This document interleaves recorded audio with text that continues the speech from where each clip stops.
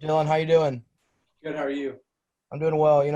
The offensive line had to shuffle a lot of pieces together on Saturday. How do you think they handled that, and how did you have to adjust? Yeah, it's tough. Anytime we two guys go down in position group, it's hard, especially at the offensive line. It's such a vital part to any offense. With circumstances given, I thought they handled it well. It's unfortunate for those guys. Praying for them for a quick recovery, but it's next man up mentality. So get a full week of practice with the new offensive line. Hopefully, be ready to go by Saturday. Having an offseason with limited time with Coach Glass and strength and conditioning, how that impacted everyone, including yourself? Yeah, it's tough. I mean, guys are put in a position to kind of figure things out on their own. I know a lot of people didn't have access to gyms, so they're just kind of making stuff up. But I was fortunate enough to be able to get into a few gyms and stick with Coach Glass's program. So, it was difficult for sure, and I know that I was very fortunate compared to some other guys. But that hasn't stopped us from working hard in the summer and even when we came back here. Thanks, Dylan. Appreciate it. Our next question comes from Jenny Carlson from the Oklahoman. Go ahead, Jenny. Hey, Dylan, how are you? I'm doing good. How are you? Good. I've got two vastly different questions. The first is about your true freshman quarterback who came in there on Saturday. How surprised were you at just his ability to execute, being a young guy and all of the restrictions on spring ball, fall practice, quarantines, just all of that piled up?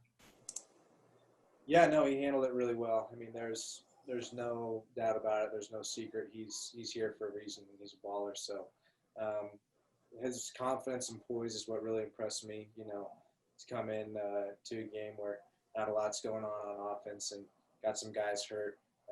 That's what surprised me the most. So hats off to him. I know he'll just continue to get better the longer that he's here.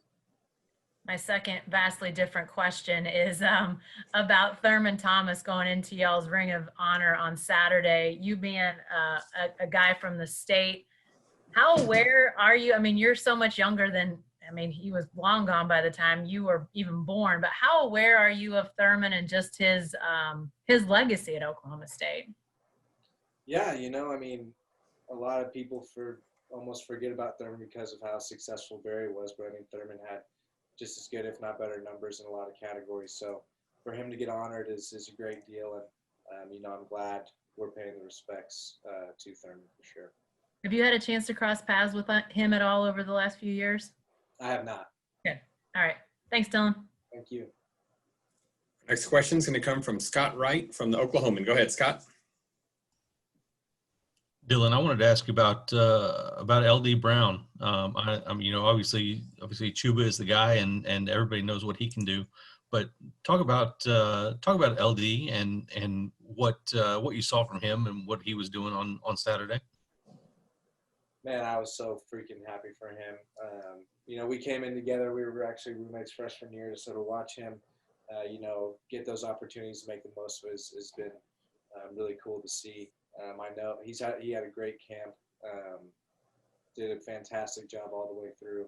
Obviously, we're seeing that now, so he's going to continue to grow and make the most of his opportunities.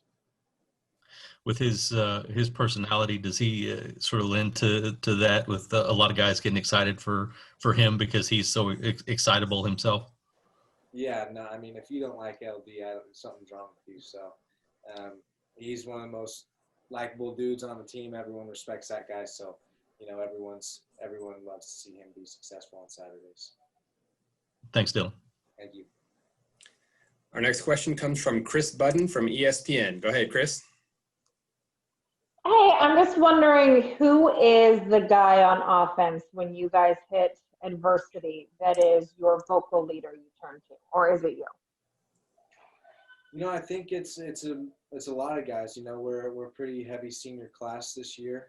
We've got a lot of experience in different positions. So, I would say us as a senior class on the offense and defense kind of, step up and rally the guys. And, everyone has kind of the same mentality, never too high, never too low. So, it's easy to kind of rally, get behind the guys that are more vocal than others at times. But I'd say, honestly, it's the whole senior class. Thank you. Thank you. All right, Dillon, I know we got to get you in the cold tank here, so just last couple questions. This one will come from Frank Bonner from the Tulsa World. Go ahead, Frank. Hey, Dylan. Last time we talked to Gundy, he talked about how the conditioning levels suffered a little bit because of this offseason. From a conditioning standpoint, how did it feel being out there on Saturday? You know, personally, I felt good. The only big adjustment was just the heat, you know, playing at 11 o'clock and getting back into the turf. So we hadn't done that since the summer, but that really was the only thing. I think all in all, I think guys were good. Just main thing is stay hydrated and play to the best of your ability. So it's not like Coach Gundy says all the time, weather's perfect, you can't change it. So we just try to control what we can control. Appreciate you. Thank you. All right, and our final question for Dillon is going to come from Jacob Unruh from the Oklahoman. Go ahead, Jacob. Hey, Dylan, how's it going? Good, how are you? Good, good. Hey, I was kind of curious. You had your career-long punt return on Saturday. How do you approach those lately? It seems like you've gotten a little more aggressive. Yeah, it's just it's a comfort deal. You know, the longer you do it, the more comfortable and confident you are. And, you know, just trusting my teammates when a return is called that they're going to do their job, and I'll do mine.